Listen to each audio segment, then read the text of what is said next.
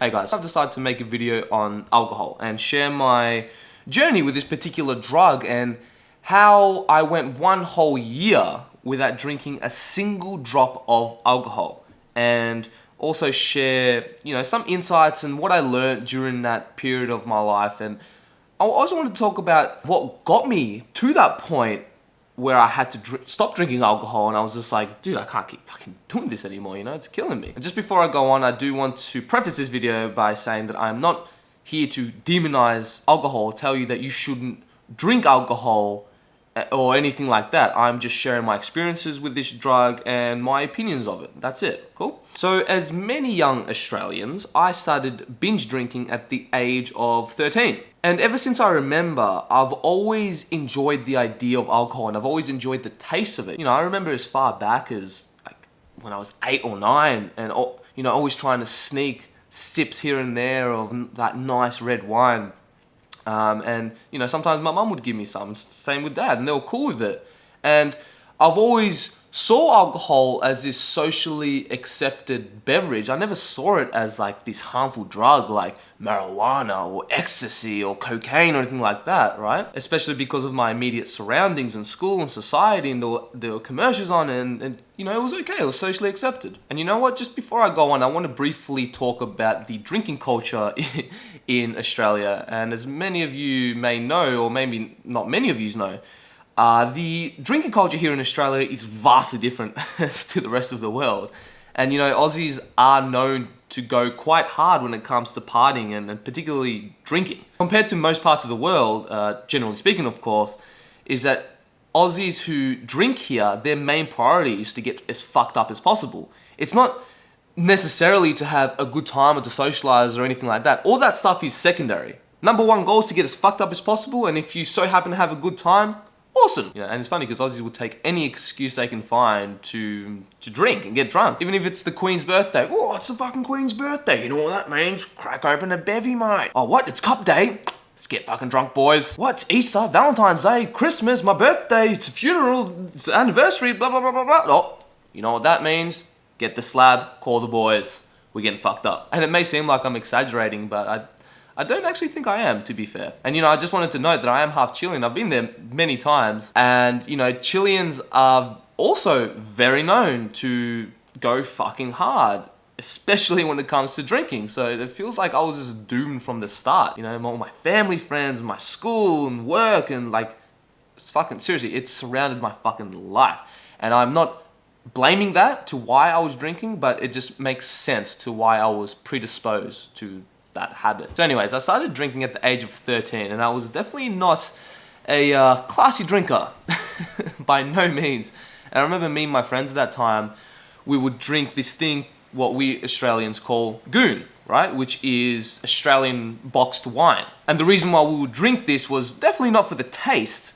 It was because it was dirt cheap. At that time, which would have been over 10 years ago now, it was like $10 for this 4-liter box of wine, which means that we can get absolutely obliterated for minimal costs, right? And that's what we were after at the time. And when I started drinking at that age, I went through this 1-year phase where I would hang out at train stations with the wrong crowd, and trying to scavenge as much money as we can to just get fucked up, right? And pitch in for this goon. And at that stage of my life, my number one goal was to get as fucked up as possible, was to get obliterated and escape this shitty reality. And a lot of my friends at the time were on that same page. And I've said this before in my videos, but by nature, when I get into something, I usually go in pretty hard. So when I did get into drinking, I didn't know when to fucking stop, man. I really didn't.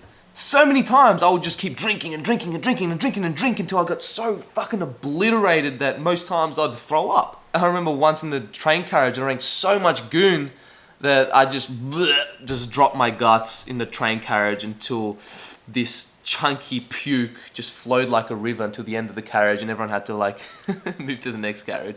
I was that guy. And it wasn't the first time either. This has happened many times. I've chucked in the middle of food courts and done crazy shit, man. And what's really funny about this is that how accepted drinking is in this culture, particularly in the Australian culture.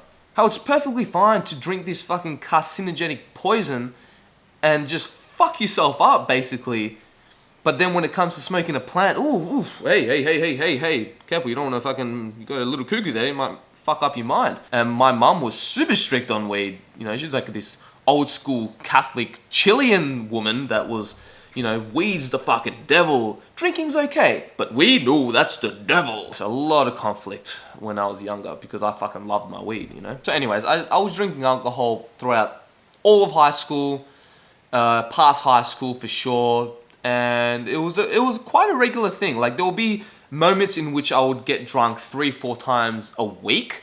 And at that time, by the way, with my young, stupid mentality, I didn't find any point to just drinking for like just the enjoyment or the taste. And I couldn't comprehend how people could drink without getting drunk, you know? I found this so ridiculous at that stage of my life. You know, that's how fucked up some of the mentality can be of young kids, man. So every single time I would drink alcohol, it was to get fucking wasted. There was no such thing as a casual drink for me. And also a very important note, which I've left out, is that I was always an extremely shy kid. I was an introvert. I was always in my shell. And I never, ever, ever like kind of stepped outside that shell unless I drank.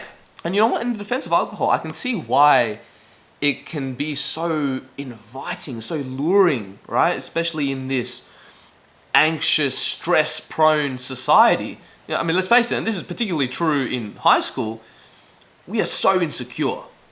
We are so insecure, we are so anxious, we give way too many shits of what other people think of us, and most people do not live their authentic life. In other words, they don't express who they truly are, and everyone walks around with this fucking mask, right? Which is so energetically draining that most people end up getting depressed. They get anxious, they get this, they get that, and fucking develop so many neurotic patterns and problems, and man, it's fucking, it's overwhelming. So society offers you this magical elixir, right? This anxiety, stress-reducing drug called alcohol that you drink, and then hey, all of a sudden you're a bit loosey-goosey. You're able to chat a bit more. You're able to socialize, and at the same time giving less fucks about what other people think of you, at least temporarily, right? Alcohol gives you like this temporary confidence boost, or at least what you perceive at the time to be a confidence boost. But at the end of the day, alcohol does not give you confidence. It gives you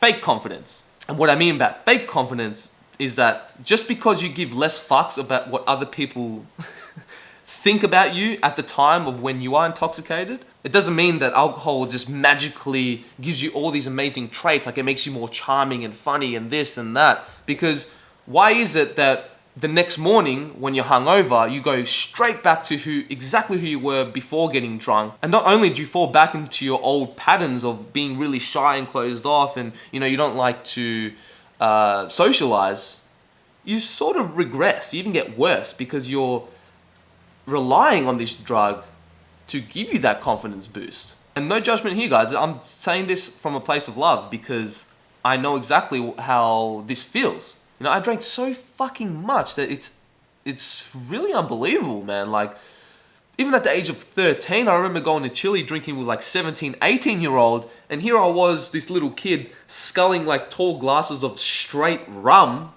and downing it like a fucking champion, and people were like shocked, like, whoa, this guy's fucking crazy. And I would always do that kind of shit, especially if it was to get like a shock reaction from everybody else, or if I got this peer pressure like, hey Tom, man, drink, fucking skull this. I'm like, yeah, fucking, and just, man, I was a fucking animal. As the years went on, my tolerance for alcohol got higher and higher and higher and higher, to the point where, let's say, beer wouldn't get me drunk anymore. All it would do would just get me tired and bloated. So it's like, oh great, now beer won't even work. Meaning that even if I drank 6, 7, 8, 10, 12, 16 beers, I would still be really shy to talk to people outside of my friend group. So I was having to drink more of the stronger stuff, right? Like spirits and stuff like that, to give me like that craziness drunk, I don't know, whatever you want to call it, where I was able to just let loose and not care what other people think. You know, and this went on for years. I remember at the age of 16, 17, that's when I was going out clubbing and going to pubs a lot with my cousin. I was getting drunk 3-4 times a week, just getting fucking wasted. But the shyness kept fucking coming back, and to the point where alcohol wasn't really working for me anymore. So a lot of the times I'd be that guy in the club who would, like, you know, sit there with a beer or fucking Jack Daniels or whatever it was, and my phone, just look at my phone, just so it looked like I was doing something, so I didn't have to fucking like dance or like, you know, look awkward or whatever. And you know what? 99 out of 100 times, I was a happy drunk. I was easygoing, I was fun to be around, this and that. But every once in a while, this switch would go off, right? Where I would go fucking primal. And by primal, I mean I would go fucking complete berserk and like go on a punch on or something like that. Most times it was someone provoking me, but that's no fucking excuse, right? I should be able to hold my emotions, but sometimes when I got to that level of drunkenness, that filter wouldn't be there anymore. And you know, as the years progressed, that switch started going off a little bit more frequently, especially the last few years of my drinking period. And this started to get very concerning. And you know what? Throughout all my life, I've always been a really nice guy, at least if you were nice to me. But if you were a cunt to me, then I'd be a cunt to you back, and then some. You know, that was the kind of person I was, where I would always have like these defenses on, you know, these egoic defense systems. And man, I was a really, really angry kid. I always had this switch, right? And I believe we all have this switch, we just have different thresholds. My threshold just happened to be a little bit lower than most people. And I'm telling you guys this because I don't want to blame alcohol for invoking that part of me, because that was always there. Alcohol just amplified that part of me. And I believe that alcohol does amplify like the shadow aspects of ourselves, but without us realizing, we just project it for the rest of the world. Which is why it's not a mind-expanding drug, right? It doesn't solve any of your shit. Like, yeah, it brings your shadow aspects out, but it doesn't force you to deal with them consciously. But anyways, you know, like sometimes these lash outs, what I like to call these drunken lash outs, is that when people did see them, they genuinely got like, oh fuck, like I'm not gonna fuck with you anymore kind of thing, you know? It was like, it was really scary, and I fucking hate admitting this, but you know, there were some times that, fuck, if I didn't have my friends to like hold me back and shit, I could have done like real damage. But you know what, nothing that severe did happen, thankfully. I'm telling you guys this because this happens to so many people. Yes, I definitely had a psychopathic side to me, but I think a lot of people do. And alcohol is not the best drug to complement that side of you. And there are many, many people who just can't handle drinking. Some people can do just fine. They can get drunk, they can have a good time and move on with their lives and not have a problem with it. But other people, such as my younger self, alcohol wasn't good for me. It wasn't good for a lot of my old friends as well. But you know, these lash outs started to happen more frequently, until I started punching on with like my best friends, my family members, like even randoms on the street. And you know, I've seen so many alcohol-fueled fights in my life that it's not even funny, man. Like, this shit happens every fucking day. Because you do go fucking primal when you drink. You turn into a fucking animal. You don't give a fuck. But anyways, long story short, I got to a fucking breaking point, right? With alcohol in Thailand. This was about 2.5 years ago. You know what? I don't really want to talk about the details of what happened this night, because it's pretty fucking dark, and it's also unnecessary, right? It's what happened. I've learned from it. Let's move on. And anyway, this thing happened where I got so fucking wasted. Let me paint a picture of how wasted I got. My pre-drinks, right, were 6 fucking tequila shots. That was my pre-drink.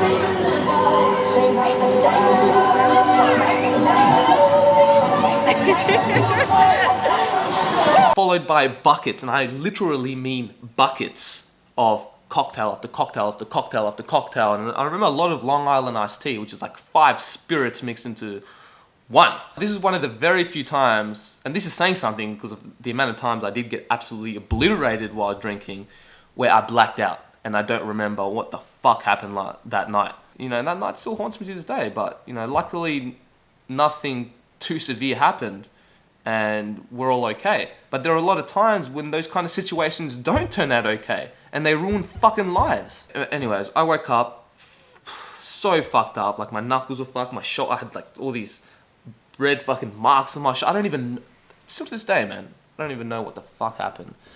But yeah, a lot of dark shit, and it revealed like this really fucking dark monster within me that I didn't even know. Like, I always knew about the fucked up aspects of myself, but not to that extent. Holy shit. And it really scared me off. And that was actually one of the biggest milestones in my life of this spiritual awakening, you know, whatever you want to call it. Because when I went back to Australia, that's when I started getting into, you know, lucid dreaming and meditation and dabbling into spirituality and learning about psychedelics and then researching ayahuasca, and then finally being like, yeah, you know what? This sounds like something that I should do. And then I went to Peru at the end of that year, and like it was a big milestone, and it was a very important stage in my life, as painful as it is to think about. And I would love to say that that was the last time I ever got drunk, but that would be a lie.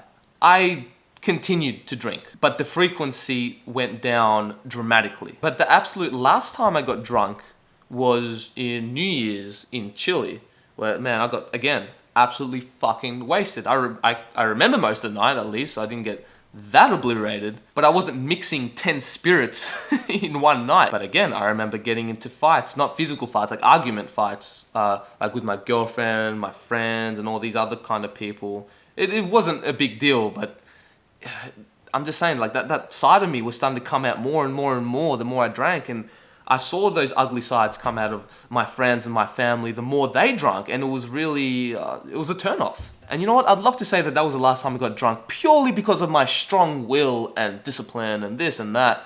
But it was seriously because less than 2 weeks after that, after New Year's, that time, I was going to fly to Peru and drink ayahuasca. So I had to go on this purification diet beforehand and cut off all drugs, including alcohol, and like caffeine, sugar, oil, meats, like all this kind of stuff. And I went through one of the most grueling withdrawals, not just through alcohol, but through sugar and meat. Oh my God, it was very shocking. You know, and I remember during that withdrawal period where I was just lying in my own misery and just fucking hating life, being really cranky and being a fucking complete asshole.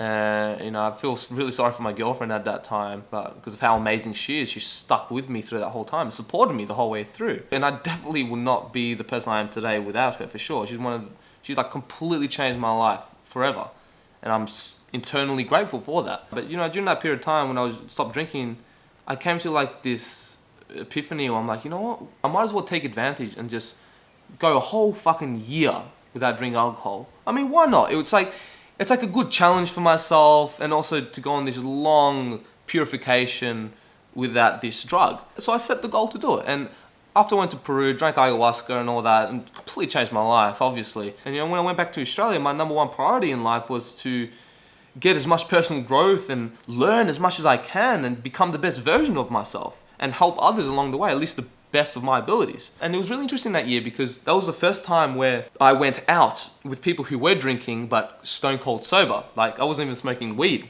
when I first came back. And it was really, really interesting because, like, when you're drinking with people, you go on their level, because drinking alcohol does lower your consciousness, right? You go in a more unconscious state where you're less aware of your actions, your inhibitions go down, your rational mind isn't as effective, putting it nicely, and you essentially go to this more primitive state. And I'm talking about when people do get drunk, all right? Because I do believe there is a sweet spot with alcohol. This differs from person to person, obviously.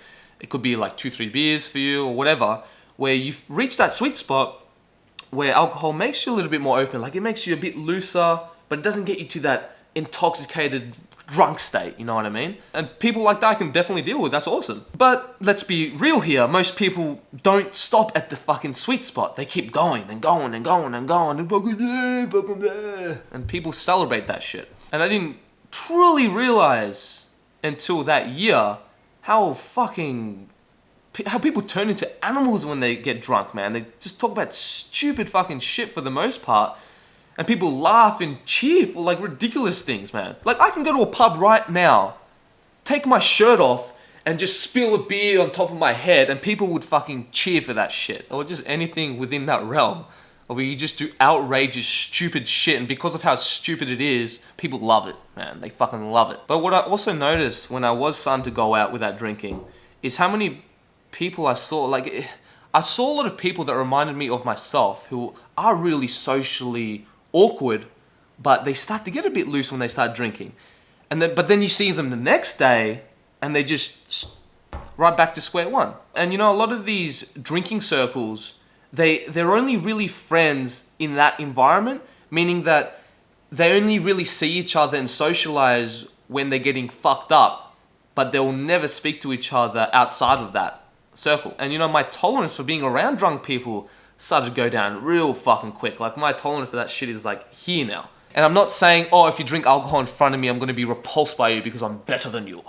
No, I mean like the people who get like so fucking, I'm talking wasted level, right? I'm not talking having a few drinks, getting a bit loose. No, that's cool, man. In fact, sometimes it's better being around people who've had a few drinks in them because at least they're a little bit more loose versus a lot of people who are so fucking rigid when they're complete stone sober that everything that comes out their mouth is so fucking surface level and boring that I just want to leave the conversation straight away. But anyways, like those people who do get super fucking wasted, it's tough to be around, man.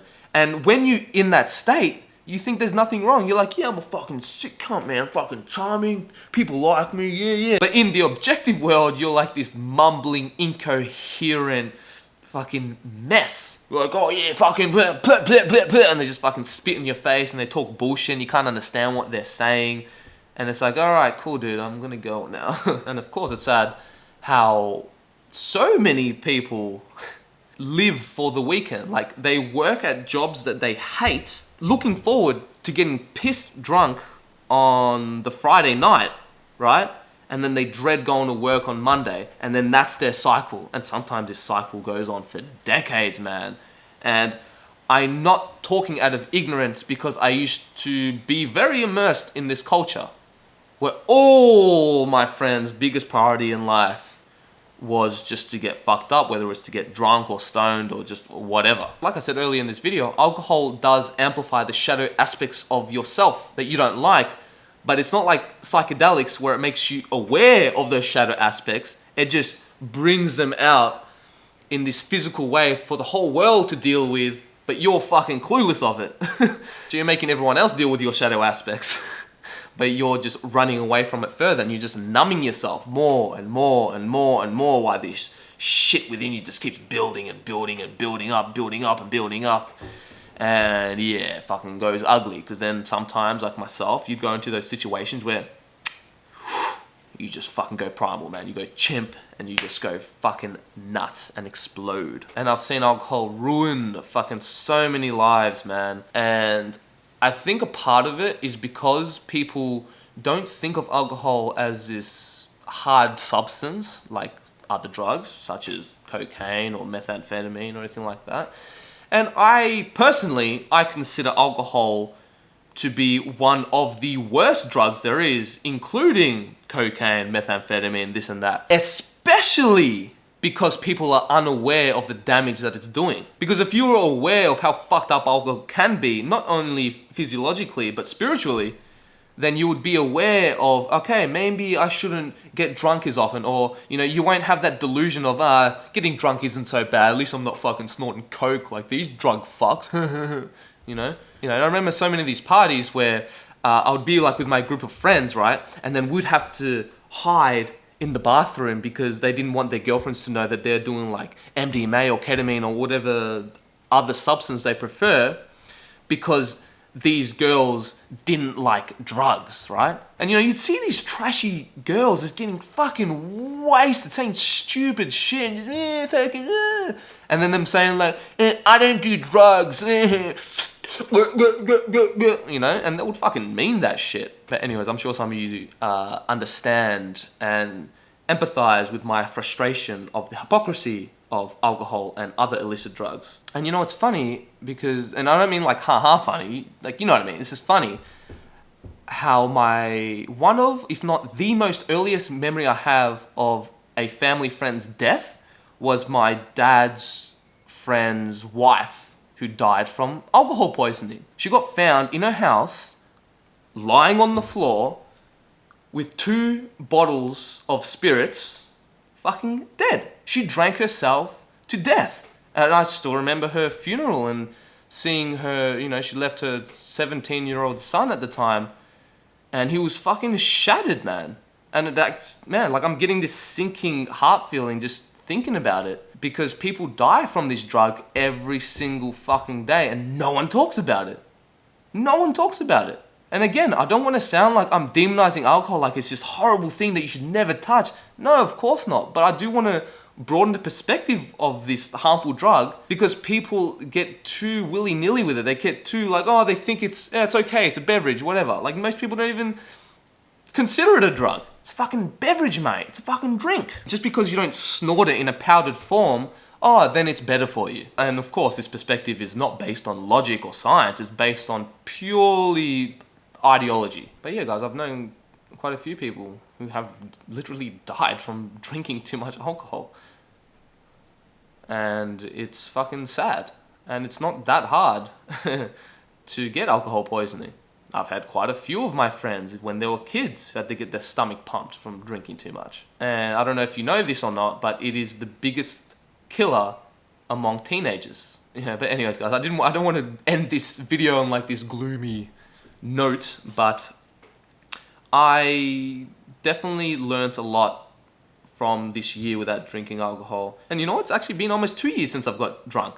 I've had alcohol like twice this year, which would have been equivalent to like a standard drink. This doesn't mean that I'm never going to get drunk again, but it's, yeah, to be honest, guys, I'm been there, done that, and it's just not my drug of choice. And I don't want to come here all high and mighty and say that I went a whole year sober. No. I definitely partook in the old Mary Jane. Might have done MDMA once or twice, but in terms of alcohol, no. Like my interest for it just, I don't know. I just feel no need to drink it anymore. It's just, yeah. And as time went on, I started going out less and less and less, spending more time to myself, which some people think is a bad thing, right? To not socialize with as many people as you can every fucking weekend. But man, at the end of the day, none of that shit matters. It's all about your close friends and the deeper connections you make. And it's really interesting because when I did start going out sober, I was able to think more concisely. I was able to communicate more strategically, right? And more clearly. So I started making like this game of it, which is really cool. But anyways, yeah. That's it, guys. This was a fucking long video, my God. But there was a lot to cover here, and I definitely left a lot out, to be completely honest. And you know what?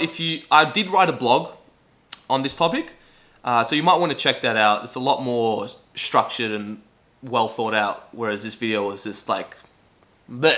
So yeah, guys, let us know your thoughts on alcohol in the comments below. I'd really like to hear your take on it. You know, if there are any points that you can add about this drug, or if there's anything that I said that you don't quite agree with. So if you did enjoy this video, don't forget to leave a like and share this with a friend. It really, really does help us out, guys. And of course, if you haven't already, subscribe to this channel. I post videos on a weekly basis. And for those of you guys who have been supporting me on Patreon, you guys, man, I can't thank you enough, for real. And to be honest, I probably would have taken a break from YouTube if it wasn't for you guys supporting me on Patreon. And I'm not just saying that, but I really mean it, because there'll be some times where I wouldn't want to post, like I don't feel like fucking posting a video, but I'm like, oh man, like people are pledging to me now. Now I have to. I'd feel like an asshole if I didn't. So just know that your support is really encouraging me to be consistent with this channel and making this channel more sustainable. So yeah, thanks again, guys. For those of you guys who are interested in what Patreon's all about, I'll leave a link in the description. So yeah, check it out. But yeah, that's it from me, guys. Have an awesome day, and I'll catch you guys on the next video. Peace.